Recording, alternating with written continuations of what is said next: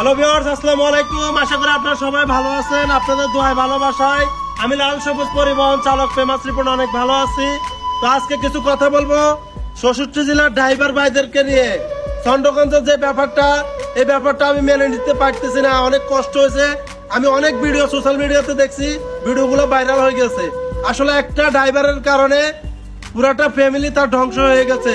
একটা ডাক্তার ভুল করলে হয়তো একজন মারা যেতে পারে, আর একটা ড্রাইভার ভুল করলে পুরা গাড়ির যাত্রী মৃত্যুবরণ করতে পারে।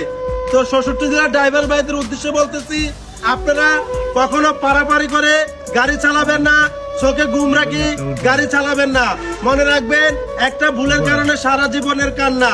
তো আসেন আমরা 64 জেলার ড্রাইভার ভাইরা নিয়মতান্ত্রিক ভাবে গাড়িগুলা চালাই। এই বৃষ্টির ভিতরে আমরা অনেক সময় 80+ গাড়ি চালাতে চেষ্টা করি। এটা কখনো করবেন না।